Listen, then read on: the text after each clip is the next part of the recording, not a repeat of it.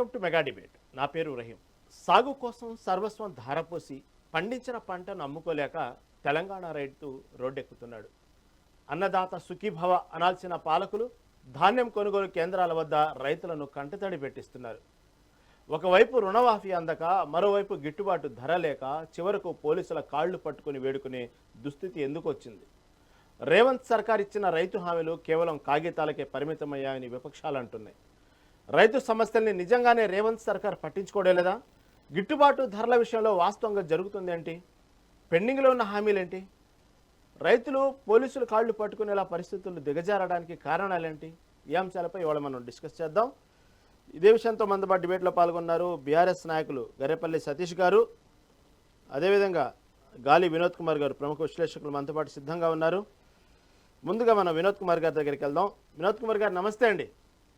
నమస్తే అండి. నమస్తే వినోద్ కుమార్ గారు, రోజు చూస్తున్నాం తెలంగాణలో ఒక పక్క రాష్ట్ర రాజకీయాలంతా ఒకవైపు తిరుగుతుంటే దేశం మొత్తం రాజకీయాలన్నీ రకరకాల పరిణామాలు చూస్తూ ఉంటే తెలంగాణలో మాత్రం రైతుల కన్నీళ్ల చుట్టే తిరుగుతూ ఉన్నాయి రాజకీయాలు. వాస్తవంగా రైతుల విషయంలో ఎందుకు ప్రభుత్వం ఇంత విమర్శల పాలవుతున్నప్పటికీ కూడా ఎందుకు ఏమి చేయలేక చూస్తూ చూడనట్టు ఎందుకు ఊరుకుంటుంది? ఎందుకు రైతుల్ని ఈ విధంగా బజార్న పడేస్తూ చివరికి అధికారుల కాళ్ళు పట్టుకునే పరిస్థితి ఎందుకు వచ్చిందంటారు? ఏమంటారు? అంటే రేవంత్ రెడ్డిని రైతు బిడ్డనని చెప్పుకుంటాడు కానీ ఆయనకు రైతుల పట్ల ఎక్కడ ప్రేమ ఉన్నట్టు కనపడదు. ఎందుకంటే ఆయన రైతు బంధు, ఇవాళ రైతు బంధు కొట్టిన చరిత్ర ఆయనది. వ్యవసాయ కూలీలకు రైతు ఆయన 12,000 ఇస్తానన్నాడు, అదే కొట్టాడు. అట్లాగే వాళ్ళకి కౌలుదారులకు 15,000 ఇస్తానన్నాడు, అదే కొట్టాడు. ఇవాళ రైతు బంధు ఎగ్గొట్టాడు. అలాగే ఇవాళ సన్నాలకు బోనస్ ఇస్తాడు 500 రూపాయలు ఎక్స్ట్రా, అదే కొట్టాడు. ఇవాళ కళ్ళాల దగ్గర మొత్తం అక్కడ వడ్లన్నీ ఉన్నప్పటికీ కూడా కొనుగోలు చేసే పరిస్థితి లేదు. ఒకవైపు అకాల వర్షాలు వస్తున్నాయి, ఆ వర్షాలకు మొత్తం ధాన్యం అంతా తడిచిపోయింది కొన్ని జిల్లాలలో. వాటిని కొనే పరిస్థితి లేదు. సో ఇవాళ ఆ విషయాలను మాట్లాడడానికి పోతానని ఎవరైనా ప్రయత్నం చేస్తే ఎమ్మెల్యే, బీఆర్ఎస్ ఎమ్మెల్యే కానీ, బీజేపీ కానీ, మరెవరు కానీ, ఇలా రైతు సంఘాలు కానీ మాట్లాడే పరిస్థితి లేకుండా చేసే పరిస్థితి చేస్తున్నాడు ఆయన. ఎందుకంటే ఆయన ఆ మొత్తం పోలీసులతోనే మొత్తం వ్యవస్థ నడిపించాలనుకుంటున్నాడు. అది తప్పది. అది ఎట్టి పరిస్థితుల్లో సాధ్యం కాని విషయం. పోలీసులు మొత్తం వ్యవస్థ నడిపిస్తే ఇక ముఖ్యమంత్రి ఉండాల్సిన అవసరం లేదు, పోలీసులే ముఖ్యమంత్రి స్థానంలో కూర్చోవచ్చు. సో ఈ పరిస్థితులలో ఇవాళ అనవసరమైన విషయాల పట్ల ఆయన ఎక్కువ మక్కువ చూపెడుతున్నాడు. మొత్తం టోటల్ గా ఆయనకు వచ్చే మొత్తం ఎక్కడైతే ఫ్యూచర్ సిటీ, ఆయనకు త్రిగులారు, ఆయనకు తర్వాత మూసీ నది, ఆయనకు ప్రియారిటీ, ఇవన్నీ కూడా ప్రియారిటీలు. ఎక్కడైతే ఇన్కమ్ ఉందో అక్కడ ప్రియారిటీ, ఎక్కడైతే భూములు అమ్ముకునే వ్యవహారం ఉందో, రియల్ ఎస్టేట్ బిజినెస్ ఉందో అక్కడ ప్రియారిటీ తప్ప రైతుల దగ్గర ఆయనకు ఏం ప్రియారిటీ ఉంది? విద్యార్థుల దగ్గర ఆయనకు ఏం ప్రియారిటీ ఉంది? నిరుద్యోగుల దగ్గర ఏం ప్రియారిటీ ఉంది ఆయనకు? ఇవాళ ఫీజు రియంబర్స్మెంట్ ఇవ్వడు, నిరుద్యోగుల వృత్తి ఇవ్వడు, నిరుద్యోగులకు ఉద్యోగాలు ఇవ్వడు, జాబ్ క్యాలెండర్ ఇవ్వడు. అట్లాగే రైతుల గోస, విద్యార్థుల గోస, ఇవాళ నిరుద్యోగుల గోస ఇవాళ తగిలి ఖచ్చితంగా ఈ ప్రభుత్వం ఎట్టి పరిస్థితుల్లో రైతు ఏడ్చిన ప్రభుత్వాలు కానీ, నిరుద్యోగులను ఇబ్బంది పెట్టిన ప్రభుత్వాలు కానీ అవి నిలబడ్డాయనే చరిత్రలో లేదు. గత చరిత్రలో ఇదే రైతులు, ఇదే నిరుద్యోగులు తిరుగుబాటు చేస్తే గత ప్రభుత్వం ఏమైందో మనం చూసినాం. ఇప్పుడు కూడా రేవంత్ రెడ్డి కూడా అదే పరిస్థితిని ఎదుర్కొంటున్నాడు. ఎట్టి పరిస్థితుల్లో రైతుల కన్నీరు కనుక రేవంత్ రెడ్డి చవి చూస్తే గ్యారంటీ అయిన ప్రభుత్వం పడిపోవడం ఖాయం. ఆయన ముఖ్యమంత్రిగా రెండోసారి కలలు కనడం అనేది భ్రమ అవుతుంది. కాబట్టి ఇప్పటికైనా రేవంత్ రెడ్డి గారు ఖచ్చితంగా ఆయన ఇచ్చిన హామీలు, రైతు డిక్లరేషన్ లో ఆయన ఇచ్చిన హామీలు నెరవేర్చి రైతుల కన్నీటిని తూడ్చినప్పుడు మాత్రమే ఈ ప్రభుత్వానికి ఎంతో ఇంతో ఆదరిస్తారు తప్ప ఊరికే పోయి ఇలా ప్రజాపాలన పేరుతో దగా పాలన చేస్తూ రైతులను నడ్డివిచ్చే విధంగా, అంటే మేము అక్కడే మేము మీటింగ్లు పెడుతున్నాం, గ్రామ సభలు పెడుతున్నాం అని చెప్పేసి ఉట్టి ప్రగల్భాలు వలుపుతున్నారు. వాళ్ళంతా ఎక్కడ కూడా గ్రామ సభలు జరగట్లేదు, ఎక్కడ గ్రామ సభల నిర్ణయాలు జరిగినాయి అమలు కావట్లేదు. ఇవాళ కేవలము ఆ ఊరికే అదేంటంటే సినిమా ఇష్టమైన సినిమా కలర్ చూపెడుతున్నాడు. ఇచ్చి మేము ఇన్నింటి ఇచ్చినాము, లేకపోతే ఇద్దరం ఇల్లు ఇచ్చినాము, లేకపోతే ఇంకేదో చీరలు ఇస్తున్నాము, జాకెట్లు ఇస్తున్నాము. ఇదంతా పనికిరాని ముచ్చట. పచ్చ చీరలు ఇస్తున్నాము, పచ్చ జాకెట్లు ఇస్తున్నాము. ఇవి కావాల్సింది మహిళలకు సాధికారత చీరలతో జాకెట్లతో వస్తుందా? మహిళలకు సాధికారత ఎట్లా వస్తుంది?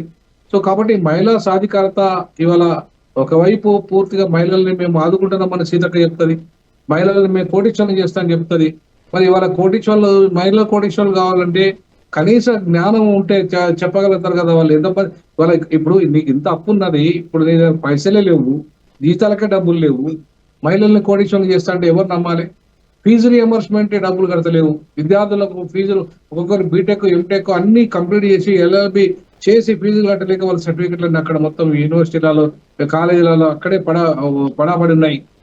వాళ్ళ భవిష్యత్తు ఎవరు చూడాలి? ఇవన్నీ చూసుకుంటే రేవంత్ రెడ్డి ప్రభుత్వంలో ఎవ్వరు సుఖంగా లేరు. రైతులు లేరు, మహిళలు లేరు, విద్యార్థులు లేరు, నిరుద్యోగులు లేరు.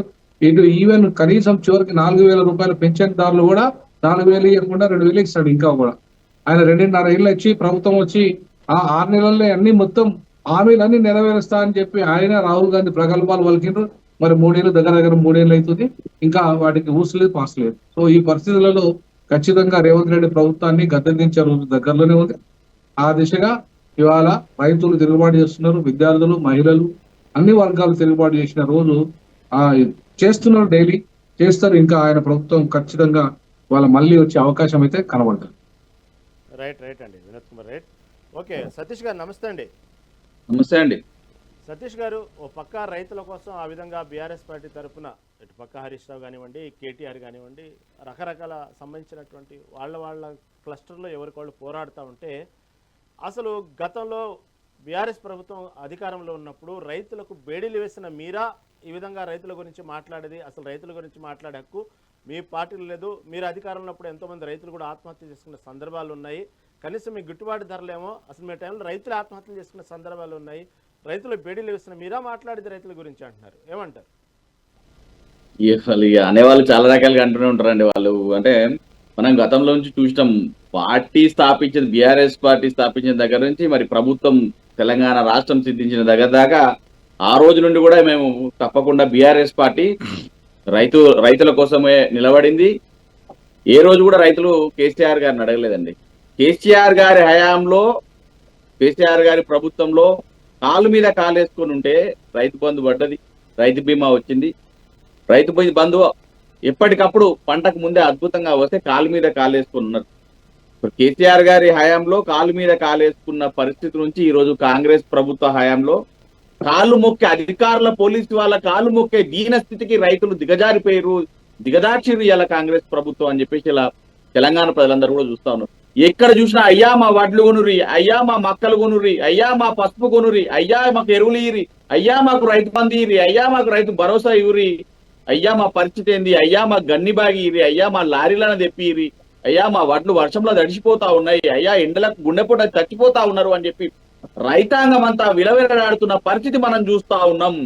ఆ రోజు అదే రోజు కాంగ్రెస్ పార్టీ వరంగల్ రైతు డిక్లరేషన్ లో కాంగ్రెస్ పెద్దలా వాళ్ళు కాంగ్రెస్ పార్టీ పెద్దలా లేక రైతులను పీల్చుకు తినే గద్దలా అని ఇలా యావత్ తెలంగాణ ప్రజలందరూ అడుగుతా ఉన్నారు. ఎట్లా ఉందండి ఇలా చూసారు? కుంగిపోయేది వాళ్ళే, కుమిలిపోయేది వాళ్ళే, దేశానికి కూడు పెట్టేది కూడా రైతన్నలే కదా. అలాంటి రైతన్నల్ని ఇలా అధ్వానమైన పరిస్థితుల్లో ఆగం చేస్తా ఉన్నారు. నీళ్లు వచ్చి తడిచి వీళ్ళు ఎట్లాగో రైతు భరోసా ఇవ్వనే లేదు. వాళ్ళు రైతు భరోసా ఇవ్వకుండా అప్పుసప్పు చేసి ఉన్న పుస్తకాలు కుదబెట్టి, ఉన్న బంగారం కుదబెట్టి, రూపాయి కూడబెట్టి ఇలా పంటలు వేసి మీరు సకాలంలో ఎరువులు ఇవ్వకుండా కూడా, పంటను సకాలంలో నీళ్లు ఇవ్వకపోయినా, సకాలంలో కరెంటు రాకపోయినా కూడా, ఎన్ని ఇబ్బందులు ఉన్నా కూడా వాళ్ళు కష్టపడి పంటను పండించి ఇలా అమ్ముదామంటే మరి సకాలంలో కొనే దిక్కేలేదు ప్రభుత్వం.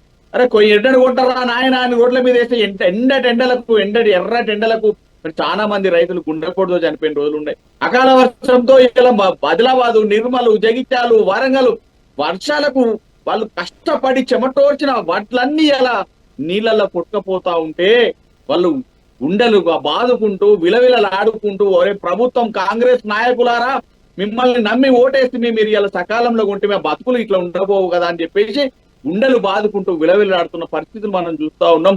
అధికారుల కాళ్ళు మొక్తా ఉన్నారు, పోలీసు వాళ్ళ కాళ్ళు మొక్తా ఉన్నారు. గన్ని బ్యాగులు పంపించండి, లారీలు పంపించండి అన్ని నెలల తరబడి వెయిట్ చేస్తున్న పరిస్థితులు మనం అక్కడ చూస్తా ఉన్నాం. గత ప్రభుత్వంలో 2 నెలల ముందే ప్లాన్ చేశారు వాళ్ళండి. గత ప్రభుత్వంలో కేసీఆర్ గారు ముందు జాగ్రత్తగానే 2 నెలల ముందే అటు కలెక్టర్లతోని, డిప్యూటీ కలెక్టర్స్ తోని కానీ, అధికారులతోని, సివిల్ సప్లై డిపార్ట్మెంట్ వాళ్ళతోని 2 నెలల ముందే గన్ని బ్యాగ్స్ ఏర్పాటు చేశారు, లారీలు ఏర్పాటు చేసే ప్రయత్నాలు చేశారు. అధికారులతో సమన్వయం చేసుకున్నారు, మీటింగ్లు పెట్టుకున్నారు, ఎప్పటికప్పుడు గన్ని బ్యాగులు అందించారు, ఎప్పటికప్పుడు రైతాంగానికి లారీలు పంపించారు. ఒక్క చివరి గింజ వరకు కూడా మరి కేసీఆర్ గారి ప్రభుత్వంలో కొన్న పరిస్థితి చూస్తాం. ఇవాళ పంట కొనుగోలు దిక్కులేదు, రైతు భరోసా ఇచ్చింది దిక్కులేదు, వాళ్ళకు రైతులు రుణమాఫీ చేసింది దిక్కులేదు. ఇవాళ బోనస్ ఇస్తా ఉన్నారు, బోగస్ అయిపోయింది, ఎగ్గొట్టిరు. మరి ఇలా కనీసం మద్దతు ధర పెంచమన్నా కూడా మద్దతు ధర పెంచే పరిస్థితి లేదు. ఆఖరికి ఇలా వడ్లు తడిచిపోయి ముద్దయి రోడ్ల మీద ఆగమై రైతులందరూ ఆత్మహత్యలు చేసుకునే పరిస్థితికి వస్తా ఉంది. ఇప్పటి కూడా ఉన్న వాటిలో కూడా తీసుకుంటే దాని మీద లారీకి 20,000 30,000 మరి కమిషన్లు తీసుకునే పరిస్థితి కూడా వస్తుందని చెప్పి మనం వింటా ఉన్నాం. ఇలాంటి పరిస్థితిలో ఈ తెలంగాణ రాష్ట్రంలో కాంగ్రెస్ ఆగం చేస్తా ఉందండి రైతాంగాన్ని. రైతాంగం ఇంత గతంలో ఎంత అద్భుతంగా ఉందండి, అద్భుతంగా ఉండే. గతంలో పంటలు తెలంగాణ రాష్ట్ర ప్రభుత్వం రాష్ట్రం రాకముందు అసలు ఎవరేస్తారా వారి పొలాలు ఎవరేసుకుంటారు, ఈ కథ ఏందని చెప్పి సిటీలు వచ్చిన బతుకులు. కానీ కేసీఆర్ వచ్చిన తర్వాత అద్భుతమైన పంటలు పండినాయి, అద్భుతంగా నీళ్లు వచ్చింది, 24 గంటలు కరెంట్ వచ్చింది, సస్యశ్యామలంగా ఉంది రాష్ట్రం. ఇలా సిటీ నుంచి కూడా పల్లెటూళ్ళకు కూడా మరి 1 ఎకరం 2 ఎకరాలు సాగు చేసుకొని మరి అట్లా వ్యవసాయ క్షేత్రంలో గడుపుతాం 2 రోజులని శనివారం ఆదివారం గడుపుతున్న పరిస్థితి తీసుకొచ్చింది కేసీఆర్ గారు. అలాంటి పరిస్థితి నుంచి ఈ రోజు రైతులు మరి కాళ్ళ మీద పడి వేడుకునే పరిస్థితి దిగజారిపోయారంటే అది కాంగ్రెస్ ప్రభుత్వ వైఫల్యం కాదా అని మేము విషయం అండి. మీ దగ్గర వస్తాను, సమయం చాలా ఉంది. ఇప్పుడే జాయిన్ అయ్యారు కాంగ్రెస్ అధికార ప్రతినిధి ప్రతి వెంకటస్వామి గారు జాయిన్ అయ్యారు. అదేవిధంగా బీజేపీ నాయకులు కృష్ణారెడ్డి గారు మనతో పాటు జాయిన్ అయ్యారు. ముందుగా వెంకటస్వామి దగ్గరికి వెళ్దాం. వెంకటస్వామి గారు నమస్తే అండి. నమస్కారం, చెప్పండి. వెంకటస్వామి గారు, గతంలో అనేక డిబేట్లో మీరు అధికార పార్టీలో ఉన్నప్పటికీ కూడా తప్పును తప్పుగా ఒప్పును ఒప్పుగానే చెప్పిన సందర్భాలు చాలా ఉన్నాయి. వాస్తవంగా ఇప్పుడు తెలంగాణ రాష్ట్రంలో రైతుల పరిస్థితి గురించి చూస్తూనే ఉన్నారు. ఏమంటారు ప్రస్తుత పరిస్థితులను బట్టి? అంటే ఇప్పుడు నాకంటే ముందే మీరు టిఆర్ఎస్ సంబంధించిన వాళ్ళని క్వశ్చన్ సెషన్ నేను వేయడానికి వస్తాను, మీరే వేసినారు. బీడీలు వేసిన వాళ్ళను మీరా మాట్లాడేదని. తర్వాత ఇప్పుడు చెప్పడానికి కూడా తెలంగాణలో ఒక సామెత ఉన్నది, బాగా పోలీసు వాళ్ళు ఉపయోగించే సామెత. దొంగలో పట్టుకొని కొట్టేటప్పుడు వాడు ఏదైనా చెప్తే, అరే అబద్ధం ఆడితే అతకాలి ఆడాలరా, అతకాలే అని అంటారు. గోడకేసిన సున్నం లాగా అతకాలరా అని అంటారు. టిఆర్ఎస్ మిత్రులు మాట్లాడే మాటలు వాళ్ళ పాలనలో జరిగినాయని చెప్తుంటే నేను వారికి అదే సూచన చేస్తున్నాను. అబద్ధం ఆడితే అతకాలి, కాస్త అబద్ధం కూడా కొంచెం ఆలోచించి అబద్ధం ఆడాలి. అబద్ధాలకు పరాకాష్ఠగా మాట్లాడుతుంటే మేమేం చేయలేము. సరే గతం అబద్ధాలు చెప్తున్నాను. ఇప్పుడు ఈ డిబేట్ సరిపోతాం. నువ్వు చెప్పినటువంటి అన్ని నేను ఒక్కొక్కటి విమర్శించుకుంటూ పోతే మన ఇద్దరి మధ్యన ఈ డిబేట్ టైం సరిపోదు. నేను మీ విజ్ఞతకే వదిలేస్తాను. మీ పాలనలో అహంకారానికి ప్రతీక అయినటువంటి కేసీఆర్ గారు హోమ్ మినిస్టర్ ను ఇంటికి రాని అని కలవనటువంటి గొప్ప ముఖ్యమంత్రి అని, లేకపోతే సెక్రటరియట్ కు రానటువంటి గొప్ప ముఖ్యమంత్రి, అట్లాంటి చాలా ఉన్నాయి. అయితే ఇక ఊరికే విమర్శించుకుంటూ పోతే విమర్శన అవుతుంది. నేను మీరేం చేసిండ్రు ఏం చేయలేదు అనేది ప్రజలు గమనించింది కాబట్టి దానికి ఒక తీర్పు వచ్చింది, తర్వాత మాకు వచ్చింది. ఇందాక ప్రొఫెసర్ గాలి వినోద్ అన్న కూడా మాట్లాడుతూ చెప్పింది. సరే, ఇప్పుడు ఏందనంటే ఎవరమైనా కూడా ఏందనంటే ప్రతిపక్షంలో ఉన్నప్పుడు అధికార పక్షాన్ని కోసం చేయాలి కూడా. అసలు ప్రతిపక్షం ఒక పనే అది. ప్రతిపక్షము ప్రజాపక్షంగా, ప్రజా గొంతుగా, ప్రజలకు ఏ ఇబ్బంది ఉన్నా కూడా, అది చిన్న ఇబ్బంది అయినా పెద్ద ఇబ్బంది అయినా క్వశ్చన్ చేస్తుంటేనే అధికారంతో ఉన్నటువంటి అధికారంలో ఉన్నారు. అధికారం అనేది ఒక మదం అండి. అధికార మదం అంటారు, కృష్ణారెడ్డి అన్నకు తెలుసు. అధికారం అనేది ఒక మదం, దాంతో కళ్ళు బయలుగా పోతాయి. ఎప్పుడు దాన్ని ముళ్ళుతో పొడుస్తున్నారు. పార్టీలకు అతీతంగానే నేను చెప్తున్నాను. ఏ ప్రభుత్వం ఉన్నవాడు దాన్ని ముళ్ళుతో పొడుస్తుంటేనే అది అట్లాంటి విమర్శకులు, లేకపోతే అనలిస్టులు, లేకపోతే ప్రతిపక్ష నాయకులు, ప్రజా సంఘాలు మాట్లాడుతుంటే ఎక్కడెక్కడైతే లోపాలు జరుగుతున్నాయో ఆ లోపాలను సరిదిద్దుకొని ముందుకు పోయేటువంటి అవకాశం ఉంటుంది. అట్లా గతంలో మేము కొట్టాం.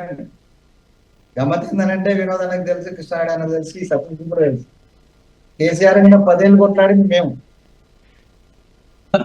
టీవీ ముందర కూర్చున్నాం. 10 ఏళ్ళు కొట్లాడినోడు వచ్చి మంత్రులైన్లు, ముఖ్యమంత్రులు అయిపోయింది, అన్ని అయిపోయింది. సో దాని గురించి మాట్లాడితే అది ఇక రామాయణం భారతాలు కూడా పనికిరావు. అట్లా ఉంది మా కాంగ్రెస్ లో మా ఇంటర్నల్ పరిస్థితి కూడా. కొట్లాడినోడు ఎప్పుడు కూడా ఆ కేసీఆర్ అప్పుడు కూడా అంతే, ఆయనతో కలిసి కొట్లాడిన ఆ వినోద్ అని కూడా ఉన్నాం, బహుశా కృష్ణారెడ్డి అన్న కూడా ఉన్నట్టుంది. సో కేసీఆర్తో లేకపోయినా ఉద్యమంలో ఉన్నాం. సో ఉద్యమంలో ఉంటే ఏమైంది, ఉద్యమం ఇంత అయిపోయిన తర్వాత మా పరిస్థితి ఇకనే ప్రతిపక్షంలో కూర్చుంది. ఇప్పుడు స్వపక్షంలో నుండి ప్రతిపక్షంలో కూర్చున్న పరిస్థితి ఉంది. నేను ఏవేవైతే చేయలేదు, 2500 రూపాయల విషయం కావచ్చు, లేకపోతే ఎన్హాన్స్మెంట్ ఆఫ్ అది కావచ్చు, ఈ అన్నిటికంటే ముఖ్యంగా ఒక ఎడ్యుకేషనిస్ట్గా అన్నిటికన్నా ముందు నేను గత 3 నెలల 4 నెలల నుంచి పదే పదే మా ఉప ముఖ్యమంత్రి గారిని క్వశ్చన్ చేస్తున్నాను, అయా రియంబర్స్మెంట్ ఇవ్వండి, విధి విధానాలు కొత్త వచ్చేదాన్ని తర్వాత చేద్దాం, కానీ ఇప్పుడున్న ఎటువంటి క్లియర్ చేయండి. 26,000 కోట్ల రూపాయలను మనం ఎడ్యుకేషన్ కు కేటాయించినాం కదా, దాంట్లో ఒక 6,000-7,000 కోట్ల రూపాయలు ఇస్తే ఇటు మన ఎంప్లాయీస్ రిటైర్ వాళ్ళ అవి క్లియర్ అవుతాయి. ఒక 5,000 కోట్ల రూపాయలు ఇస్తే ఇటు రియంబర్స్మెంట్ క్లియర్ అవుతుంది. రియంబర్స్మెంట్ లో కూడా ఒక ప్రాసెస్ చెప్పిన నేను మా నరేందర్ రెడ్డి గారికి చెప్పిన, చాలా బాగుందన్న మీరు చెప్పిన. ప్రొఫెషనల్ 4 ప్రొఫెషనల్ ఉన్నాయి. సో ప్రొఫెషనల్ కాలేజ్ యొక్క సంఖ్య 20%, non professional 80%, and the reimbursement is 80% for the professional and 20% only for the non professional. ఇవన్నీ కూడా జూనియర్ కాలేజ్, డిగ్రీ కాలేజ్ ఇట్లా విభజన చేసి సజెషన్ కూడా చేస్తున్నాం. సో ఈ మధ్యన వచ్చిన ప్రకటనలు మనం చూస్తున్నాం, త్వరలోనే ఈ డ్యూస్ అన్నిటి కూడా క్లియర్ చేస్తామని అన్నారు. కొత్తగా కొన్ని రూల్స్ పెట్టినారు.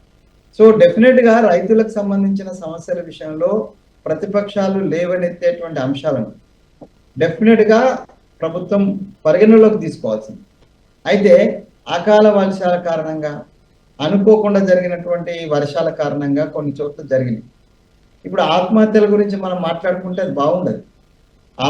ఆ ప్రభుత్వంలో ఎన్ని ఆత్మహత్యలు జరిగినాయి, అసలు ఆత్మహత్యగా నమోదు చేయకుండా ఎంత కుట్ర జరిగింది, ఎంత పోలీసు దిగ్బంధం చేసినారు అనేది కూడా నేను being a advocate I know very well. And అక్కడ కూర్చున్న లా ఎక్స్పర్ట్, కాన్స్టిట్యూషన్ ఎక్స్పర్ట్ వినోద్ గారికి కూడా తెలుసు ఎంత దారుణం అని అంటే, రైతు ఆత్మహత్య చేసుకుంటే అది రైతు ఆత్మహత్యగా కాకుండా దాన్ని నమోదు చేయకుండా చేసినటువంటి దుర్మార్గమైనటువంటి పరిస్థితులు అప్పుడు ఉన్నాయి.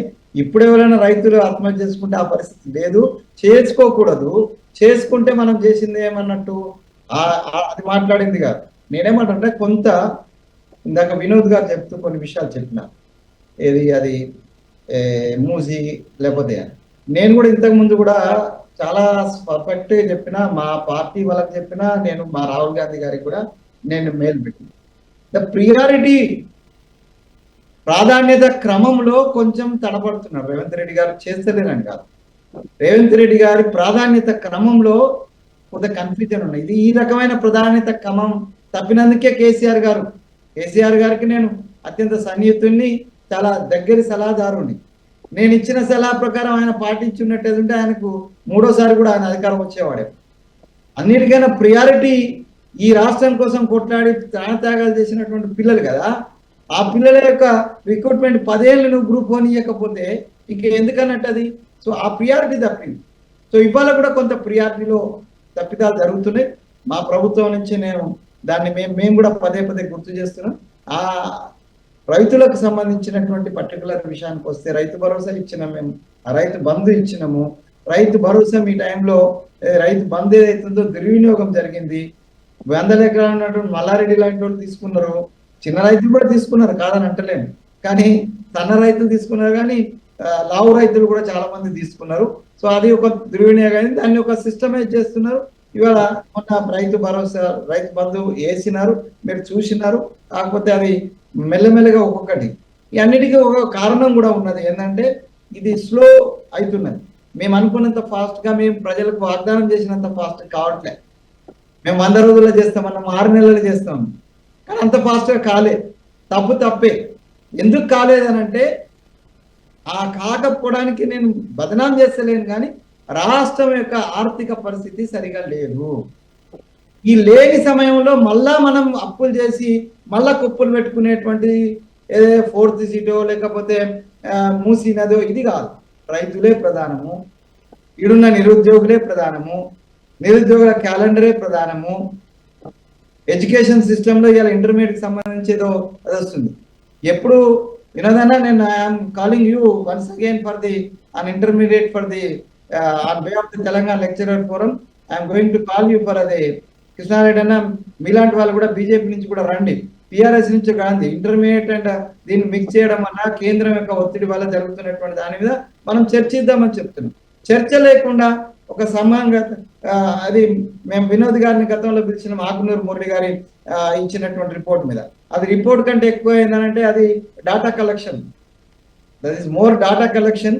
దాంట్లో రికమెండేషన్స్ కొన్ని, కానీ ఆ రికమెండేషన్ చేయని రికమెండేషన్ మీద కూడా ఆయన మీద నెత్తి మీద రుద్దింది. ఇప్పుడు ఇంటర్మీడియట్ బోర్డు రద్దు అనేటువంటిది ఎక్కడ కూడా నేను చదివిన పేజ్ నెంబర్ 100 to 114 ఇంటర్మీడియట్ విద్య గురించి వచ్చింది. ఎక్కడ కూడా ఆయన ఇంటర్మీడియట్ బోర్డు రద్దు అనలే. కానీ ఇవాళ ఇంటర్మీడియట్ బోర్డు రద్దు అనేటువంటిది ఆకునూరు మురళి మీదనో లేకపోతే వీరి మీదనే వేస్తున్నారు. Actually that is the force from the NEP నుంచి వచ్చినటువంటి ఫోర్స్ అది. సో ఇవన్నీ కూడా కొంత అవగాహన లోపము, అనుభవ రాహిత్యం ఉండొచ్చు, అవగాహన లోపం ఉండొచ్చు. దీని కారణంగా కొంత ఇబ్బంది జరుగుతున్నది. ఆ జరిగింది విని వెంటనే మీరు దృష్టికి తీసుకొస్తున్నారు. ఆ తీసుకొచ్చినటువంటి వాటిని మేము సరిదిద్దుకుంటాం. తప్పనిసరిగా రైతుల పక్షాన నిలబడతాం, విద్యార్థుల పక్షాన నిలబడతాం. ఇది ఇంకోటి ఏంటంటే, మీరు కేసీఆర్ ప్రభుత్వం లాగా లేకపోతే ఇంకొక మమతా బెనర్జీ ప్రభుత్వం లాగా వన్ మన్ షో కాదు మాది. మాకు సమిష్టి నిర్ణయం ఉంటుంది. మేము క్వశ్చన్ చేసేటువంటి హక్కు ఉంటుంది. నేను అధికారంలో లేను, నేను అధికార పొజిషన్లో లేను, but I can question my government, my CPM, my CM I can question. So ఆ స్వేచ్ఛ మా పార్టీలో ఉంటుంది. సో ఈ ప్రతిపక్షాల నుంచి, ప్రజా సంఘాల నుంచి, మేధావుల నుంచి వచ్చేటువంటి సూచనలు డెఫినెట్గా మేము మీ మీడియా ద్వారా, మీ ద్వారా, మెగా టీవీ ద్వారా నేను వాగ్దానం చేస్తున్నా. డెఫినెట్గా ఇంతకుముందు నేను మాట్లాడిన అనేక విషయాలు సాల్వ్ అయినాయి, అనేక విషయాలు నేను సొల్యూషన్ చూపించగలిగిన. సో అలాగే ఇది కూడా డెఫినెట్గా సొల్యూషన్ కోసం ఆ దిశగా తీసుకెళ్తాము. మేము కూడా మాట్లాడతాము.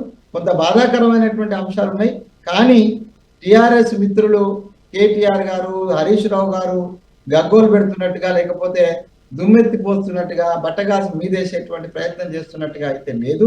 ఓ ఎగ్జాగరేషన్, సోషల్ మీడియాలో ఎగ్జాగరేషన్ ఉన్నది. లేకపోతే రైతులు లైన్లు అప్పుడు కట్టింది, ఇప్పుడు కట్టింది. రైతులకు అకాల వర్షాలు అప్పుడు వచ్చినాయి, ఇప్పుడు వచ్చినాయి.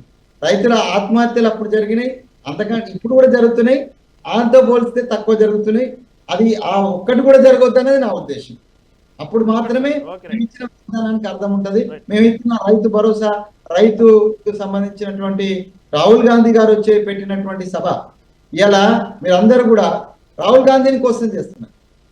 సో రాహుల్ గాంధీని క్వశ్చన్ చేస్తే నేను రాహుల్ గాంధీ యొక్క టీంలో ఉన్నోడిని నేను కూడా డిఫైన్ చేయలేనటువంటి దౌర్భాగ్య స్థితి వస్తే, it is a shame on part of our government. Definitely it shame on part of my self also, because I'm a team member of the Rahul Gandhi. Rahul Gandhi ఏం వాగ్దానాలు చేసిండో వరంగల్ సభగా, ఆ వరంగల్ నాది, ఆ ఆర్ట్స్ కాలేజ్ స్టూడెంట్ నేను, ఆ ఆర్ట్స్ కాలేజ్ స్టూడెంట్ను.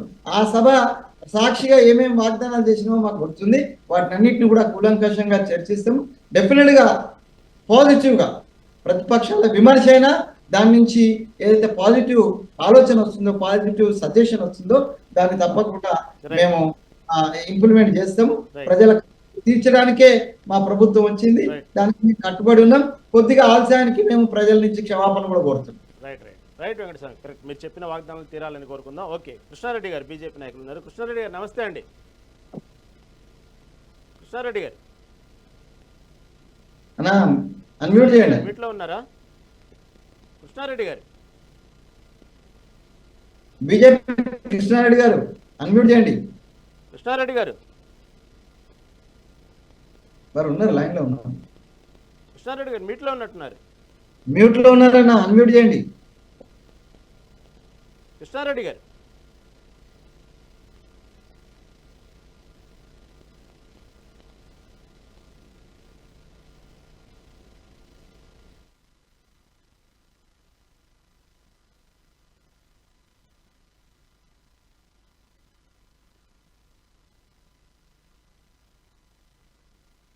కృష్ణారెడ్డి గారు నమస్కారం సార్. నమస్తే నమస్తే అండి కృష్ణారెడ్డి గారు.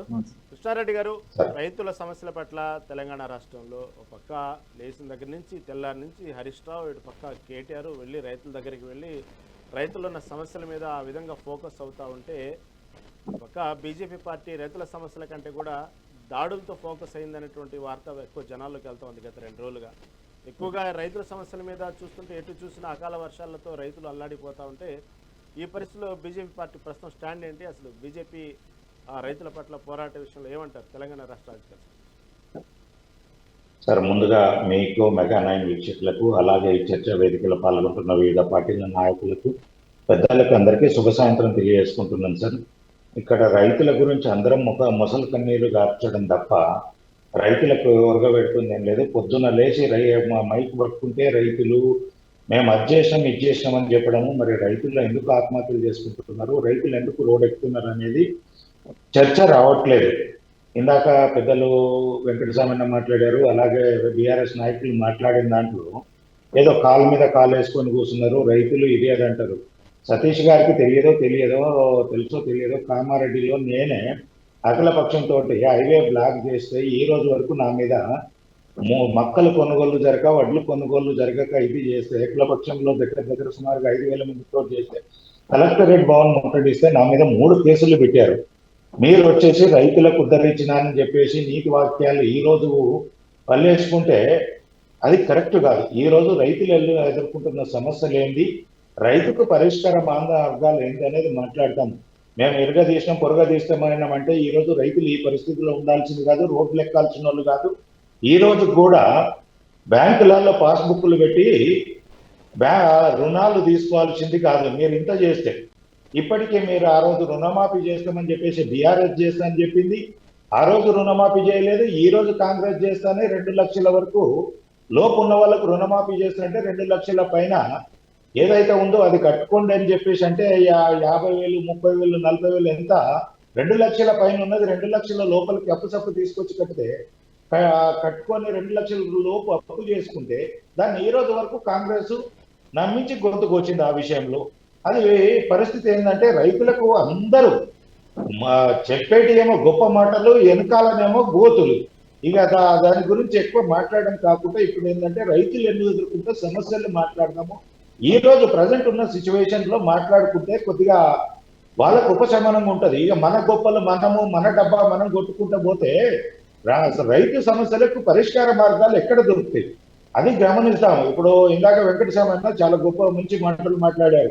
ఎవరినైనా ఆయన చెప్పింది ఆయన కొద్దిగా ప్రొఫెసర్ లాగా మాట్లాడతారు, కొంత అవగాహన ఉన్నది కాబట్టి వాళ్ళ ప్రభుత్వంలో జరుగుతున్నాయి కూడా చెప్పారు. ఈ రోజు అవి జరగకుండా చూసే విధంగా కృషి చేసే విధంగా ఏ ప్రాంతాలలో ఏమున్నాయో మాట్లాడదాము. మా బీజేపీ పార్టీ దాడుల కంటే కూడా సార్ నిన్న ఆ ఒక్క ఇన్సిడెంట్ జరిగింది, అది దురదృష్టకర సంఘటన. మరొక బండి సంజయ్ గారు కూడా దాన్ని ఖండించడం జరిగింది. అలాగే నిన్న పెద్ద ఎత్తున రైతు సమస్యల పైన మా కిసాన్ శైలు లక్ష్మీ నరసయ్య గారు పెద్ద ఎత్తున 3-4 వేల మందితోటి మంచిర్యాలలో రైతు సమస్యలపై పోరాటం చేయడం జరిగింది. కల్లాల దగ్గరికి వెళ్ళడం జరిగింది, అక్కడ చూడడం జరిగింది.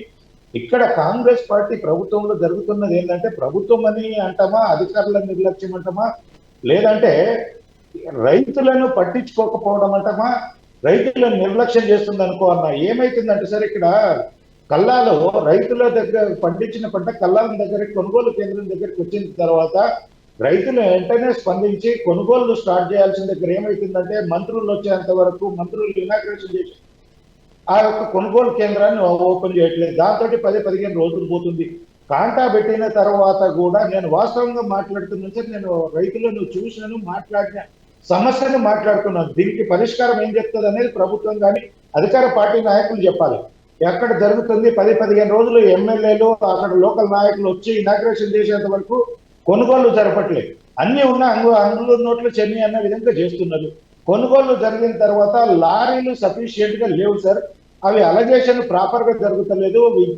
వ్యవసాయ అధికారులు కూడా సరిపోయినంత విధంగా లేక ఏమైతుంది, అలగేషన్ లేక అట్లా 10-15 రోజులు అవుతుంది. దానితోటి ఏమైతుందంటే ఈ లారీలు పెట్టిన తర్వాత మిల్లర్ల దగ్గరికి వెళ్ళిన తర్వాత మిల్లర్ల దగ్గర కూడా 2-3 రోజులు లారీలు అగ్నే పెట్టుకొని కూర్చోవాల్సిన పరిస్థితి. అక్కడికి వెళ్ళిన తర్వాత తరుగు పేరు మీద మిల్లర్లు దోపిడీలు చేస్తున్నారు. క్వింటాలు 2 క్వింటాలు టన్నుకు 10 నుంచి 20 5 నుంచి 10 కేజీలు తరుగు తీస్తున్నారు. దాంతో చిట్టీలు ఇక్కడ ఇచ్చిన చిట్టి ఒకటైతుంది, అంటే కళ్ళం దగ్గర కొనుగోలు చేసి రాసి అంటే కాటా చేసిన దగ్గర ఒకటి రాస్తే అక్కడ మిల్లర్ దగ్గర ఒకటి ఇస్తున్నారు. దీంతో ఏంటంటే రైతులను నిట్ట నిలువున మోసం జరుగుతుంది, దగా జరుగుతుంది. దీనికి ఎవరు బాధ్యత వహిస్తారు అనేది క్వశ్చన్ మార్క్. అధికారుల, ప్రభుత్వమా, లేదంటే మేము గతంలో చేసినామని గొప్ప నాయకుల, ఎవరు బాధ్యత వహిస్తారు అనేది చూడాలి. దీనికి అంతటికీ ఫుల్ స్టాప్ పెట్టాల్సిన అంశం ఉంది. ఇంకేంటంటే ఇప్పుడు వడ్లు మక్కల కొనుగోలే చూస్తున్నారు. మా దగ్గర నేను గతంలో కూడా బీఆర్ఎస్ ప్రభుత్వం ఉన్నప్పుడు నేను కలెక్టర్ గారితో మాట్లాడడం జరిగింది. ఆ రోజు ఎమ్మెల్యే గారిని నా సోషల్ మీడియాలో చూడండి, పైలకృష్ణారెడ్డిని కొడితే కలెక్టర్ గారితో మాట్లాడి 24 గంటలలో మీరు కాంటా ఓపెన్ చేయకపోతే నేను ప్రత్యక్షంగా తిరగాల్సి ఉంటుందంటే ఎమ్మెల్యేని కాదని, ఎమ్మెల్యే దగ్గరికి 45 రోజులు తిరిగితే కాంటా పెట్టలేరు. నేను దాన్ని సీరియస్ గా తీసుకున్న తర్వాత 48 గంటలలో కాంటా ఓపెన్ చేసింది. ఇప్పుడున్న ఎమ్మెల్యే కూడా వెంకటస్వామి అన్న లైన్ లో ఉంటే మా యొక్క ఎల్లారెడ్డి ఎమ్మెల్యే మదన్ మోహన్ రావు గారితో మాట్లాడండి. ఎమ్మెల్యే వచ్చేదాకా మార్కెటింగ్ కమిటీలో ఆ కాంటా ఓపెన్ చేస్తలేరు. మా జొన్నల కొనుగోలు గురించి మీరు ఒకసారి మా మదన్ మోహన్ రావు ఎమ్మెల్యే తోటి మాట్లాడి ఆ కొనుగోలు కేంద్రానికి వెళ్ళి, ఇక్కడ పెళ్లిళ్ళు ఉండొచ్చు, పేరంటాలు ఉండొచ్చు, ఫంక్షన్లు ఉండొచ్చు, కానీ ఒకరోజు ఒక పూట పోయేసి అది ఓపెన్ చేయమని చెప్పండి. ఆయన ఓపెన్ చేయలేకపోతే కనీసం అధికారులతోటి ఓపెన్ చేయించన్నా జొన్నలు కూడా కొనుగోలు చేసే విధంగా మీరు కృషి చేయండి అన్న. మీరు మొన్న లాస్ట్ టైం స్పందించిన దానికి నేను చాలా ఇదైనాము. ఏదన్నా ఒకటి ప్రభుత్వంలో కొంత దృష్టికి వెళ్ళింది అనేది ఒక అవకాశం. రైతు సమస్యలు అనేది పట్టించుకునే విధంగా ఉండాలి. ఇది జరగట్లేదు. ఎక్కడెక్కడ లోపాలు జరుగుతుంది, ఎక్కడెక్కడ రైతులకు అన్యాయం జరుగుతుంది అనేది విందాము. ఇంకొకటి కూడా ప్రభుత్వం దృష్టి తొందరగా చేర్చాల్సిందన్న, ప్రతి గ్రామంలో 40 నుంచి 50% ఆఫ్ ది రైతులది ఖాతాలు బ్లాక్ చేసిండ్రన్నా, రుణమాఫీలు కావట్లేదని, రైతు రుణాలు రెన్యువల్ చేసుకోలేరని చెప్పేసి దాని మీద కూడా ప్రభుత్వం దృష్టి చార్చాలి. ఎందుకంటే అకౌంట్ లో 10-20 ఉంటే కూడా ఆ డబ్బులను కూడా మొన్న మీరు వేసిన రైతు బంధువులే అన్న 30-40% రైతులకు పోలే, అందులోనే బ్లాక్ అయి ఉన్నాయి. రైతులు యూజ్ చేసుకునే పరిస్థితి లేదు. కాబట్టి ఇవన్నిటి కూడా రైతులు బ్యాంకర్స్ తోటి మీ ప్రభుత్వం మాట్లాడి ఇప్పుడు వాళ్ళకు కొంత సమయం అని ఇచ్చే విధంగా మాట్లాడండి, లేదంటే అవిటిని ఆటోమేటిక్ గా రెన్యువల్ చేసే విధంగా మాట్లాడండి. ఏదో ఒకటి చేసి ఆ ఖాతాలను అన్నింటినీ ప్రతి ఒక్క ఖాతాను ఓపెన్ చేసే విధంగా ప్రభుత్వం కృషి చేయాలి. ఎందుకంటే ఇది రైతులకు చాలా ఇబ్బందికరమైన పరిస్థితి ఉంది. ఇప్పుడు పిల్లలకు ఫీజు కట్టాలన్నా, హైయర్ ఎడ్యుకేషన్స్ కు పోవాలన్నా బ్యాంక్ ద్వారానే ట్రాన్సాక్షన్ చేసుకోవాలి. ఈ వల్ల ఏది ఉన్నా యూపీఐ సిస్టమ్ అంటున్నాము, చాలా ఇబ్బందికరమైన పరిస్థితి ఉంది. నేను మొన్న మా ఊళ్ళో ఒక చిన్న పండుగ, బోనాల పండుగ వెళ్తే అక్కడ రైతులతో మాట్లాడినప్పుడు వాళ్ళు చెప్తున్నారు, అన్న మొన్న ఏదో పండుగ వచ్చింది, పైసలు యూజ్ చేసుకుంటాము, కనీసం రేవంత్ రెడ్డి మంచి గొప్ప పని చేసిండు, రైతు పని చేసిండు అనుకున్నాము, అవి తీరా చూస్తే మా అకౌంట్లన్నీ లాక్ చేసి ఉన్నాయన్నా, ఆ పైసలు కూడా యూజ్ చేసుకోలేదు పరిస్థితిలో ఏర్పడిందన్నా. ఇది ఏందన్నా, ప్రభుత్వం ఒక పక్క ఇచ్చిందని చెప్తుంది, అక్కడనేమో బ్యాంకులోనేమో లాక్ చేసి చూస్తున్నారు. మాకు ఉపయోగం లేకుండా అయిపోయిందన్నా, ఈ పరిస్థితి ఏర్పడుతుంది. ప్రభుత్వం ఇంత దౌర్జన్యం, ఇంత దుర్మార్గంగా ప్రవర్తించడము ఎంతవరకు సమంజసం? ఆ రుణాలు మాఫీ చేస్తారా చెయ్యరా? మమ్మల్ని రుణాలు రెన్యువల్ చేసుకుంటారా అంటారా లేదా? ఒకటి ప్రభుత్వం చెప్తే కనుక రైతులు దానికి అనుగుణంగా వెళ్తారు. ఎందుకంటే ఎప్పటికప్పుడు రైట్ కృష్ణారెడ్డి గారు, ఓకే సమయం ఉందండి, మళ్ళీ మాట్లాడదాం.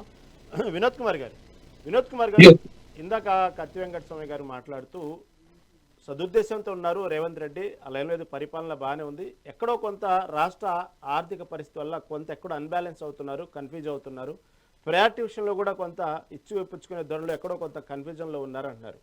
కాబట్టి ఇదేమంటారు దీని గురించి? ఇప్పుడు కత్తి వెంకటస్వామి గారు వారు, మేము వరంగల్ జిల్లా వాసుల ఇద్దరం, వారు విద్యావంతులే, నేను విద్యావంతులే. ఇప్పుడు డిక్లరేషన్ ఇచ్చిన తర్వాత డిక్లరేషన్ అమలు చేయడానికి వాళ్ళు ఒక డాక్యుమెంట్ తయారు చేసేసి 100 రోజుల్లో అమలు చేస్తాము, మీరు దానికి చట్టబద్ధత కల్పిస్తామని చెప్పారు. మరి చట్టబద్ధత ఎందుకు కల్పించలేదు ఇంతవరకు? రైతు ఎన్ని డిక్లరేషన్లు, రైతు డిక్లరేషన్ చేశారు, SC declaration, ST declaration, BC declaration, minority declaration, విద్యార్థుల డిక్లరేషన్, ఇన్ని డిక్లరేషన్లు చేసి చట్టబద్ధత కల్పిస్తాం మేము 100 రోజులు అన్నారు. ఇంతవరకు ఊస్ లేదు, ఏం లేదు. ఎందుకు ఈ హామీల మీద చట్టబద్ధత ఎందుకు కలిపేయలేదు? రాహుల్ గాంధీ చట్టబద్ధత కల్పించి మేము కలిపేయకపోతే, ఆ చట్టబద్ధత ఇయ్యకపోతే మమ్మల్ని దింపేయండి, మమ్మల్ని అధికారంలోకి దింపేయండి అని చెప్పాడు. మరి చట్టబద్ధత కలిపేయారు. ఇప్పుడు చట్టబద్ధత కలిపేయకపోతే ఇప్పుడు కోర్టులకు వెళ్లే పరిస్థితి లేదు. వాళ్ళ ప్రభుత్వ హామీలు అమలు చేయకుండా వాళ్ళు ఇష్టారాజ్యంగా ఉన్నా కూడా కోర్టులకు పోయి మేము వాటిని సాధించుకునే పరిస్థితి ప్రజలకు ఉండదు. మరి చట్టబద్ధత మీద ఏమైంది మీ హామీ? ఇవాళ ప్రజలకు కావాల్సింది చట్టబద్ధత. చట్టబద్ధత ఉంటే మీ హామీలు మేము ఎట్లయినా రాబట్టుకుంటాం. మీ పరిపాలనలో ఇష్టం ఉన్నట్టుగా హామీలు ఇస్తారు, దాన్ని వదిలేస్తారు. మిమ్మల్ని ప్రజలు రేపు ఓట్లలో మళ్ళీ డబ్బులు ఇచ్చి గెలవాలని చూస్తారు.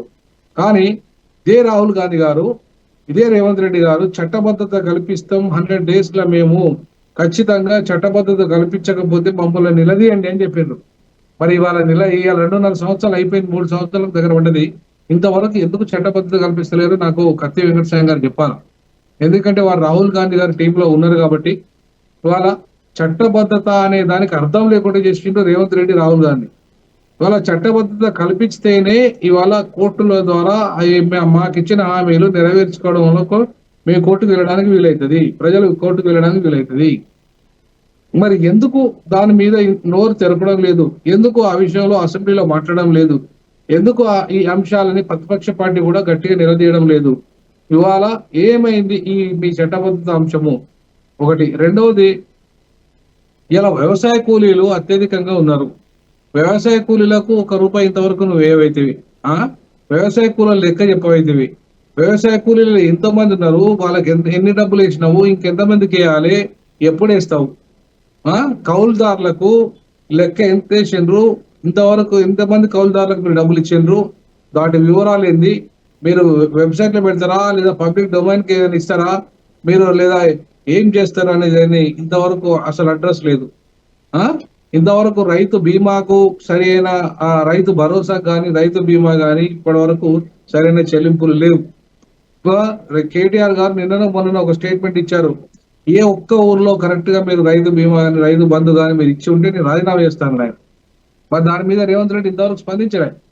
మరి ఇంత ఇచ్చినాము, మేము రాజీనామా చేయి కేటీఆర్, దమ్ముంటే రాజీనామా చేయని, మాటకు నిలబడి కట్టుబడి చేయని పరిస్థితి లేదు. ఎందుకు లేదు?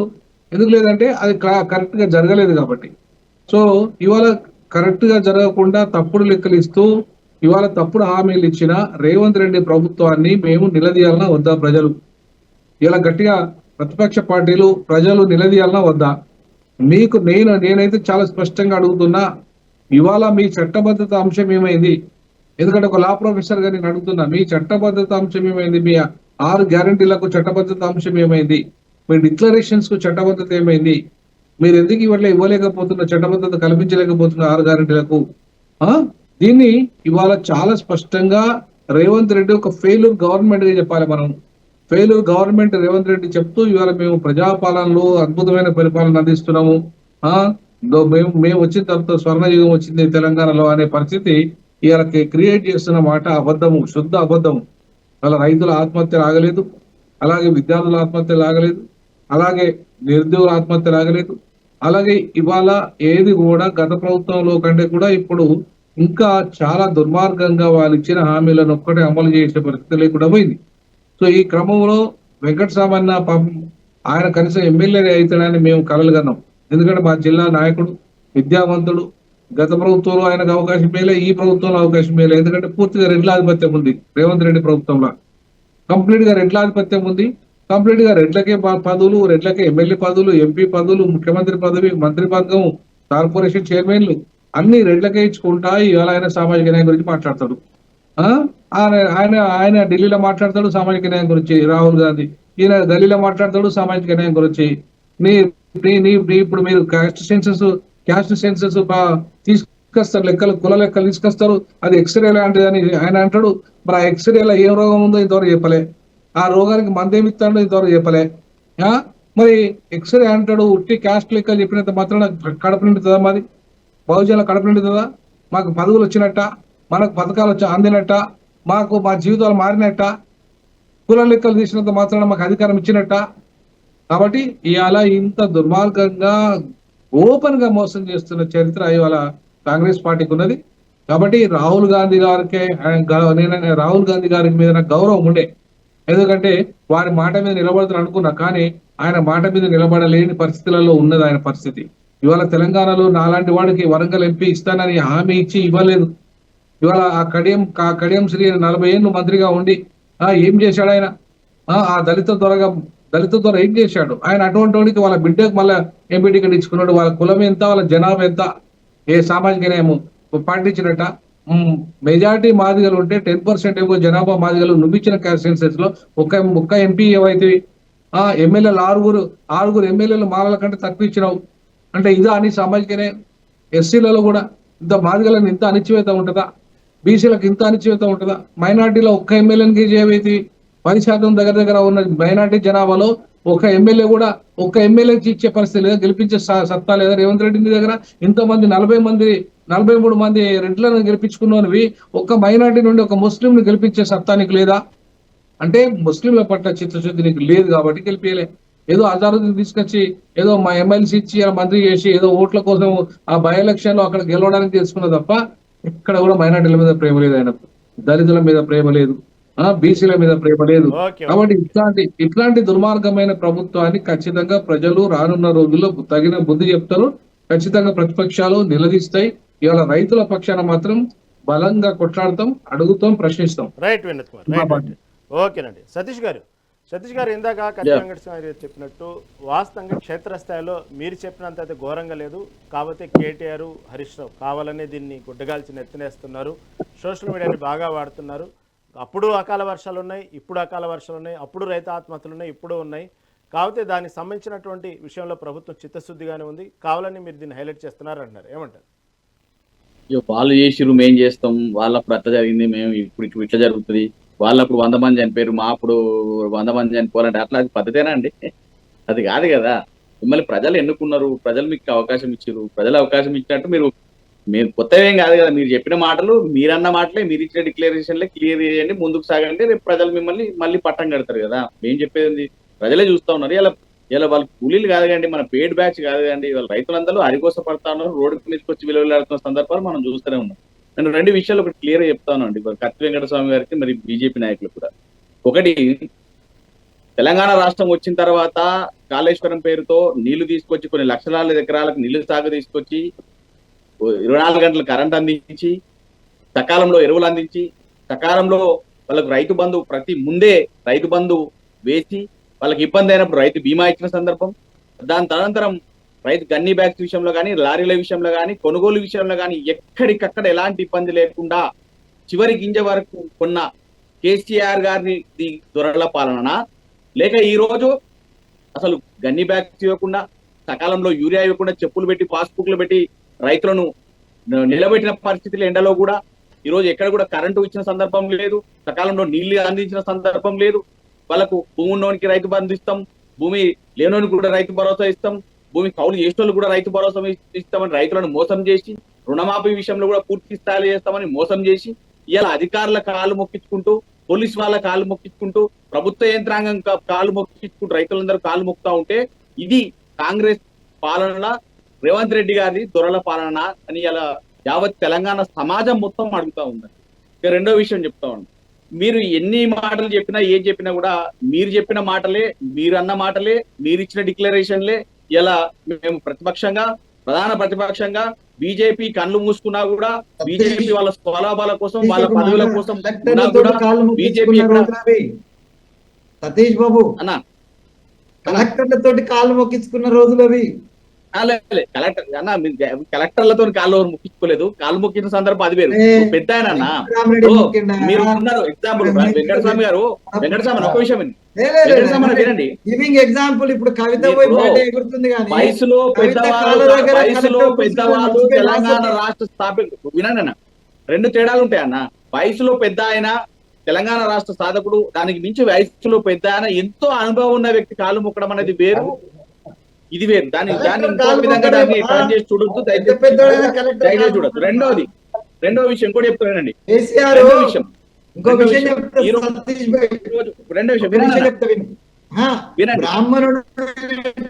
బ్రాహ్మణుడైనటువంటి అది ప్రణబ్ ముఖర్జీ కాలు మొక్కినాడు దొర, బ్రాహ్మణుడైనటువంటి నరసింహరావు కాలు మొక్కినాడు. కానీ ఇప్పుడు కాలు మొక్కకుండా కనీస మర్యాద అక్కడ రామ్నాథ్ కోవింద్ కి ఇవ్వలేదు, వినండి, ఇక్కడ తమిళ సాయికి ఇవ్వలేదు. అది దొర. మీరు ఎన్ని మాటలు అన్న, ఇవన్నీ గతం విషయాలు ఇవన్నీ తీసి ఇప్పుడు ఇంకోటి డైవర్ట్ చేద్దామంటే డైవర్షన్ కాదు కాబట్టి నేను అంటున్నా. నేను చెప్తున్నా, డైవర్షన్ దిశగా దయచేసి పని చేయొద్దు కాంగ్రెస్ నాయకులు. రెండోది అన్న, ఈ రోజు మేమేం అడుగుతా ఉన్నాం, ప్రతిపక్షంలో ఉన్నాం మేము. ఇప్పుడు ఎవరు కూడా అడిగే పరిస్థితి లేదు, బీజేపీ ప్రశ్నిస్తలేదు, వాళ్ళ స్వలాభాల కోసం ఏదో చేస్తుంది, నటిస్తున్నట్టే తప్ప కానీ ముందుకు వచ్చి కొట్లాడింది లేదు. ఏ రోజు కూడా మరి పెన్షన్ల కోసం కొట్లాడింది లేదు, ఉద్యోగాల కోసం కొట్లాడింది లేదు, హైడ్రా పేరుతో ముసిబా పేరుతో ఇల్లు కూలిస్తే వాళ్ళ కోసం నిలబడ్డది లేదు. ఎక్కడ కూడా ప్రజలందరూ కూడా తెలంగాణ భవన్ వైపే చూసారు, కేటీఆర్ గారి దగ్గరికి వచ్చారు తప్ప మరి వేరే ఇతర పార్టీల వైపు పోయిన సందర్భం లేదు. రెండో విషయం అండి, ఈ రోజు రైజింగ్ తెలంగాణ అని చెప్తున్న కాంగ్రెస్ నాయకులు, ముఖ్యమంత్రి గారు ఎందులో ఉన్నామండి మనం? రైజింగ్ తెలంగాణ ఎందులో? రైజింగ్ తెలంగాణ అంటే ఇలా మహిళల్ని కోటీశ్వరులు చేస్తామని చెప్తున్న సీతక్క గారు కానీ, రేవంత్ రెడ్డి గారు కానీ, కాంగ్రెస్ నాయకులు కానీ ఇలా మహిళల పరిస్థితి, ఇక్కడ మహిళల మీద జరుగుతున్న అఘాయిత్యాల మీద మరి రిజిస్టర్ అయిన కేసులు 24,495 కేసులు రిజిస్టర్ అయినాయి మహిళల మీద. అంటే 18% 2024 నాటికి 18% ఒక ఏడాదిలో రేటు పర్సంటేజ్ పెరిగిందంటే మహిళల మీద చూపిస్తున్న ప్రేమ ఏంది, మహిళలకు మీరు ఇస్తున్న రక్షణ ఏంది? ఇలా అన్ని రంగాలలో మహిళలను ముందుకెళ్తున్నారు. అలాంటి రంగాలలో ముందుకెళ్తున్న సందర్భాల్లో మీరు మహిళల పట్ల చూపిస్తున్న ప్రేమ ఎక్కడ, మహిళా భద్రత ఏది అని ఇలా తెలంగాణ సమాజం అడుగుతా ఉంది. ఓకే సతీష్ గారు, టాపిక్ డైవర్ట్ అవుతుంది.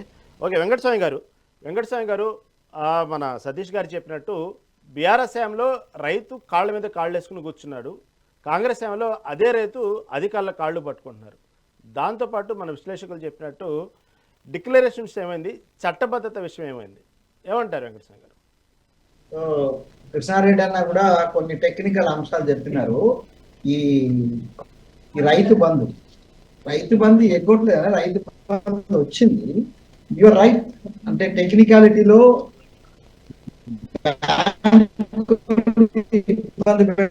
అంటే ఆల్రెడీ అది బ్యాంక్ లోకి వచ్చింది. మీరు మంచి అంశాన్ని దృష్టిలోకి తీసుకొచ్చినారు. డెఫినెట్ గా ఇమ్మీడియట్ గా ద కన్సర్న్డ్ మినిస్టర్ ఎవరైతే ఉన్నారో వాళ్ళు ఇమ్మీడియట్ గా నేను కన్సర్న్ మినిస్టర్ తో మాట్లాడతాను. ఆ టెక్నికాలిటీ ఏదైతుందో రైతు అకౌంట్ లో పడ్డ తర్వాత తను ఉపయోగించుకోలేనటువంటి దుస్థితి వస్తే అది సమంజసం కాదు. నేను దాన్ని ఒకటి మీరు కృష్ణారెడ్డి గారు తీసుకొచ్చిండ్రు, దాన్ని ఇమ్మీడియట్ గా నేను అది చేస్తాను, అటెండ్ చేస్తాను. రెండోది చట్టబద్ధత విషయానికి వస్తే నిజమే, కరెక్టే, చట్టబద్ధత ప్రామిస్ మేము చేసినాము, దానికి ఆలస్యం జరిగింది. డెఫినెట్ గా దాన్ని నేను రాహుల్ గాంధీ గారి దృష్టికి తీసుకెళ్తాను. చట్టబద్ధత ఇవ్వకపోతే మీరు బదనం అవుతారు సార్, మా వినోదాన్ని అడిగిండు, లేకపోతే మా సమాజం అంతా అడుగుతుందనే విషయాన్ని కూడా నేను తీసుకెళ్తాను.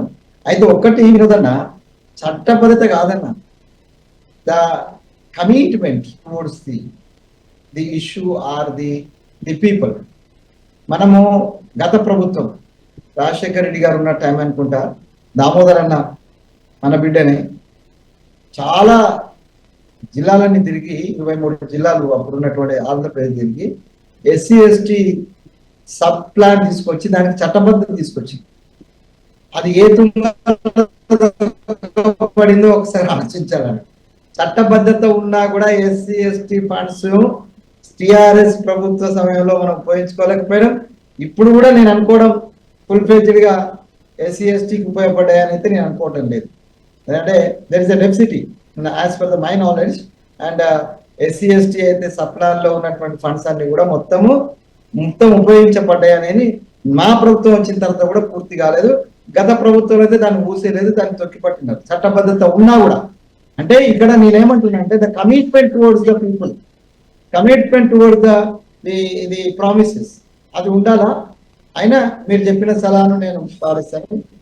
అట్లాగే సతీష్ చెప్పినట్టుగా వారు చెప్పే సలహాను ఏవైతే రైతులకు సంబంధించినటువంటి ఏవైతే ఇష్యూస్ ఉన్నాయో నేను పాజిటివ్ గా మాట్లాడండి. నేను ఏమంటున్నానంటే విమర్శకు ప్రతి విమర్శ సమాధానం కాదు.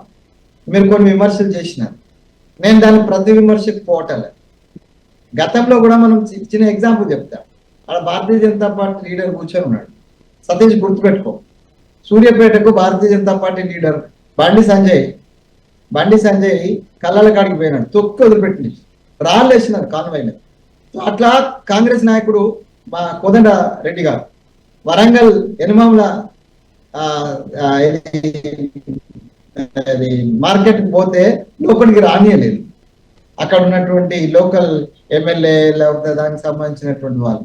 బహుశా అప్పుడు కొండ మురళి వాజ్ విత్ 2014 నుంచి 18 మధ్యన కొండ మురళి వాజ్ విత్ టిఆర్ఎస్. ఆ ధోరణే, ఆ కొండ మురళి ధోరణే అప్పుడు కనీసం మమ్మల్ని మా రైతు నాయకులు ఎవరో పోతే రానియలేదు. అంటే ఇవన్నీ కూడా ఇన్సిడెంట్స్ ఏం చెప్తానంటే ఎవరికి చిత్తశుద్ధి. కృష్ణారెడ్డి యాదృచ్ఛికంగా యాక్సిడెంటల్లీ ఒక మాట అన్నాడు, ఇదంతా కూడా మొసలి కన్నీరు, అందరం మొసలి కన్నీరే కారుస్తున్నాం అని. నిజంగానే ఒకసారి మనం అందరం ఆత్మవిమర్శ చేసుకోవాలి. మొసలి కన్నీరు కాల్చొద్దు. నేను ప్రతిపక్షాల నుంచి వస్తున్నటువంటి సద్విమర్శను లేకపోతే సూచనను లేకపోతే మేధావుల నుంచి వినోద్ గారు లాంటి వాళ్ళ నుంచి వచ్చేటువంటి సూచనలను డెఫినెట్ గా పరిగణలోకి తీసుకోవాలి. నేనే ఒక ప్రభుత్వ ప్రతినిధిగా ఉండి నేనే చెప్తున్నా, ప్రియారిటీస్ ఏవైతే ప్రాధాన్యత క్రమంలో జరిగినటువంటి పొరపాటు కారణంగా ఇప్పుడు ఇవాళ నిరుద్యోగులు కావచ్చు, రైతులు కావచ్చు, రైతు బంధు విషయంలో టెక్నికాలిటీని చూసినట్టయితే కృష్ణారెడ్డి అన్న ఒక గ్రామం లేదన్నారు కదా, నేను చూపిస్తాను. కేటీఆర్ గారిని రమ్మంటున్న ఆలయ నియోజకవర్గాల్లో ఒక 4 గ్రామాలు 5 గ్రామాలని చూపెడతా, రమ్మనండి. మొత్తం మా రైతు బంధు అందరికీ వేసినాం.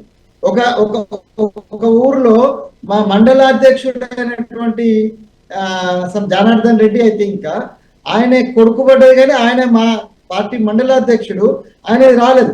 టెక్నికాలిటీ ఏంటంటే తండ్రి కొడుకులు ఇద్దరిది వచ్చిన సందర్భంగా ఆ టెక్నికాలిటీలో కొన్ని ప్రాబ్లమ్స్ వచ్చినాయి. కానీ రైతు రుణమాఫీ అనేటువంటిది 2 లక్షల మేరకు చాలా పకడ్బందీగా ఇచ్చినామన్నా, సకాల పకడ్బందీగా జరిగింది. మీరు రైతులను క్రాస్ చెక్ చేసుకోవచ్చు. ఒకటి అలా టెక్నికాలిటీ తోటి పోతే దాన్ని పట్టుకొని మేము రాజీనామా చేస్తాం. రాజీనామా చేస్తారా మీరు? రాజీనామా చేస్తామని సవాల్ ఎన్నిసార్లు విసినారు? రాజీనామా అనేది సొల్యూషన్ కూడా కాదు, కొట్టాడని అంటున్నాను నేను. రోడ్డు మీదకి వచ్చి ప్రజల పక్షాన్ని నిలబడి కొట్టాడంటున్నా. నేను కూడా మా పార్టీ వాళ్ళకి మొన్న చెప్పినాను, ఏదో ఎవరినో కలవడానికి పోతుంటే ఆపుడెందుకు? మార్కెట్ కమిటీలో మార్కెట్ రైతులు ఇబ్బంది పడుతున్నారు, ప్రతిపక్ష నాయకులు పోతారు, కలుస్తారు. మనకెందుకు దుగ్ధ? ఈ పోలీసు యొక్క అత్యుత్సాహం ఎందుకు? వాళ్ళను హౌస్ అరెస్ట్ చేసుడు ఎందుకు? వాళ్ళకి ప్రచారం తీసుకొచ్చుడు ఎందుకు? ఇదంతా ఏంటంటే ఈ నెగిటివ్ యాటిట్యూడ్. నువ్వు అన్న అనుకోనా, ఒకవేళ హరీష్ రావును ఇంటికాడ ఆపినా అంతే ప్రచారం వచ్చింది. ఆయన అక్కడికి పోయినా కూడా అంతే ప్రచారం వచ్చినా, అంతకన్నా తక్కువ ప్రచారం వచ్చేది. సో కాబట్టి ఒక ప్లానింగ్ లో కొంత లోపం ఉన్నది. దీన్ని మేము సరి చేస్తాము. డెఫినెట్ గా కేంద్ర నాయకత్వానికి మేము దృష్టికి తీసుకెళ్తాం. But ultimately we are committed for the all the problems of the రైతులకు సంబంధించి. ఈ రాష్ట్రంలో స్వేచ్ఛ ఇచ్చిన మన అన్నయ్య కంటే ముందు ఇవాళ మనం ఇలా స్వేచ్ఛ కూర్చొని మాట్లాడుతున్నాం. మేము మాట్లాడడానికి లేకుండే మేము మీడియాలో మాట్లాడుతూ కేసీఆర్ గారు మా పిల్లల మీద కేసులు పెట్టిన సతీష్ భాయ్ నేను ఒక ప్రొఫెసర్ను, నేను ఛాయ్ తాగాను, నేను ఆర్ఎస్ఎస్ బ్యాక్గ్రౌండ్, ఏబీపీ బ్యాక్గ్రౌండ్, ఛాయ్ కూడా తాగాను నేను. అట్లాంటి నా కొడుకు మీద డ్రగ్స్ కేసు పెట్టించింది మీ సార్. ఎందుకు తలగుత్తలేడుగా? మగర్ కేసీఆర్కి ఒక విషయం తెలుసు, ఆయన ఎప్పుడు నన్ను వ్యక్తిగతంగా విమర్శించాలి. నేను ఆయన షేర్ భూకా మడతా మగర్ గాస్ నై కాతాను. నేను నిలబడ్డ 10 ఏళ్ళు, నేను నిలబడ్డ 9.5 సంవత్సరాలు కేసీఆర్ కు వ్యతిరేకంగా అంటే పాలసీ మీద, వ్యక్తిగతం ఏం లేదు. ఇప్పటికి కూడా వ్యక్తిగతమే. I treat him as a good friend because 14 ఏళ్ళు 15 ఏళ్ళు మేము ఉద్యమంలో కలిసి పని చేసిన, ఒక మంచంలో పడుకొని పని చేసినాం. కాబట్టి వ్యక్తిగత భూషణ పాలసీ మీద మాట్లాడదాం. కూడా మేము మా గవర్నమెంట్ దృష్టికి తీసుకెళ్తాను. నేను స్వయంగా ఆమెను తీసుకెళ్తాను. మీడియా మిత్రులు మెగా టీవీ ద్వారా వచ్చినటువంటి సజెషన్స్ కూడా మేము ఈ ప్రభుత్వం దృష్టికి తీసుకొచ్చి ఇమ్మీడియట్ గా ఇప్పుడైతే రైతులకు అక్కడక్కడ మొక్కలకు సంబంధించినటువంటి ప్రాబ్లం ఉన్నది. మేము చాలా యుద్ధ ప్రాతిపదికన నేను I talk to Madan today night itself, and after this program I'll talk to Madan. I have a lot of intimacy with Madan. Ultimate గా చేస్తానన్నా రైట్ డెఫినెట్ గా పాజిటివ్ గా పోదాం. అందరం కలిసి అల్టిమేట్ గా ఓకే ఓకే ప్రజల సంక్షేమాన్ని కోరుదాం. రైట్ మన రైట్ విమర్శ రైట్ అంటే సమయం ప్రజా చాలా తక్కువ సంక్షేమాన్ని ఉంది. రైట్ అండి వెంకటస్వామి కృష్ణారెడ్డి గారు, వాస్తవంగా కేంద్రం నుంచి రావాల్సినటువంటి సబ్సిడీ సంబంధించినటువంటి విషయంలో కానివ్వండి, నిధుల విషయంలో అసలు బీజేపీ పార్టీ వైఖరి ఏంటి? సార్ ఇందులో కేంద్రం ఎప్పటికప్పుడు సార్ పంటలు పెట్టడానికంటే ముందే ఎంఎస్పి రేట్స్ అనేది డిక్లేర్ చేస్తుంది సార్. ఎవ్రీ ఇయర్ కూడా క్యాబినెట్ పెట్టి క్యాబినెట్ ద్వారా వ్యవసాయ శాఖ మంత్రి రివీల్ చేస్తున్నాడు సార్. పంటలు స్టార్ట్ చేయకముందే విత్తనాలు కొనుక్కోవడానికంటే ముందే చేస్తున్నారు. గత 12 సంవత్సరాల నుంచి కూడా ఎంఎస్పి విషయంలో ఎక్కడ కూడా ఇబ్బంది లేదు. ఇక్కడ జరుగుతున్నది ఏంటంటే ఎవరికి వాళ్ళని గొప్పలు చెప్పుకోవడానికి తప్ప రైతు సమస్యలు అనేది ప్రాపర్ గా అడ్రస్ జరగట్లేదు. ఏ రోజు ఆ రోజు, ఈ రోజు నువ్వు ఒక సమస్య తీరిస్తే రేపు ఇంకో సమస్య వస్తుంది. దానికి పరిష్కారం చేసే విధంగా ప్రభుత్వాలు పనిచేయాలి, దానికి అనుకూలంగా ఉండాలి. కానీ ఎంతసేపు నా గొప్ప నేను, నీ గొప్ప నువ్వు చెప్పుకుంటే రైతు సమస్యలు మాట్లాడే పరిస్థితి రావట్లేదు. డిబేట్లలో కానీ పార్టీలు మీటింగ్లలో కానీ గొప్పలు బంద్ చేసి రైతులు ప్రజెంట్ గా ఎదుర్కొంటున్న సమస్యలు ఏంది, వారికి ఎప్పటికప్పుడు ఏం చేయాలి. ఇప్పుడు పోయిన సంవత్సరం లాగా ఈ సంవత్సరాలు వర్షాలు లేకుంటే ఒకలాగుంటుంది, నెక్స్ట్ ఇయర్ వర్షాలు ఉంటే ఒకలాగుంటుంది, లేకుంటే ఒకలాగా సమస్యలు ఉంటాయి. పంటలు అనేది డిఫరెంట్ గా పండిస్తారు. వర్ష ఆధారంగా పండే పంటలు ఒకటి ఉంటుంది, బోర్ల కింద పండేది ఒకటి ఉంటుంది. దానికి ఎప్పటికప్పుడు గిట్టుబాటు ధర ఇచ్చి సరైన సమయంలో కొనుగోలు చేసే విధంగా ప్రభుత్వం చర్యలు తీసుకోవాలి. దానికి ఇప్పుడు ప్రభుత్వం చేయాల్సింది 2 అంశాలు సార్. కళ్ళం దగ్గరికే ధాన్యం రాగానే 1-2 రోజుల్లాగా కాంటా జరిగేటట్టు చూడాలి. కాంటా జరగకపోతే అక్కడ ఉన్న అధికారుల మీద చర్యలు తీసుకునేలాగా ఉండాలి. ఆ 2 రోజులలో లారీలో లోడ్ అయ్యి ఏదైతే మిల్లర్ దగ్గరికి వెళ్ళిన తర్వాత మిల్లర్ కూడా ఏదైతే కళ్ళం కాడ చిట్టి రాసి ధాన్యం ఎన్ని క్వింటాలు వచ్చిందో అది రాస్తే దానికి అనుగుణంగానే డబ్బులు పడాలి తప్ప మళ్ళీ అక్కడికి వెళ్ళిన తర్వాత కృష్ణారెడ్డి గారు, రైట్ చేసి రైతులను దోపిడీ చేసే ఉండదు. ఓకే దీనిపైన ప్రభుత్వం చర్యలు తీసుకోవాలి. రైట్, మళ్ళీ పెట్టుకుందాం దీని గురించి చర్చ మళ్ళీ పెట్టుకుందాం. సమయం అయిపోయింది. చర్చలో పాల్గొన్నందుకు గరేపల్లి సతీష్ గారికి, అదేవిధంగా కత్తి వెంకటస్వామి గారికి, కృష్ణారెడ్డి గారికి, గాలి వినోద్ కుమార్ గారికి ధన్యవాదాలు తెలియజేసుకుంటూ, ఏదైనప్పుడు కూడా తెలంగాణ రాష్ట్రంలో రైతులు ఎదుర్కొంటున్న సమస్యల పట్ల చిత్తశుద్ధితో ప్రభుత్వం ముందుకొచ్చి రైతులు, ఎందుకంటే ఆరుగాలం కష్టపడి పండించినటువంటి పంట గిట్టుబాటు ధర లేక ఆ విధంగా కన్నీరు పెట్టుకుంటూ అధికారుల కాళ్ళు పట్టుకుంటున్న తరుణంలో ప్రభుత్వం కూడా ముందుకొచ్చి రైతుల బాధను తీర్చాలని మెగా 9 టీవీ తరం కోరుకుంటూ, ఇది ఈనాటి మెగా డిబేట్. చూస్తూనే ఉండండి మెగా 9 టీవీ.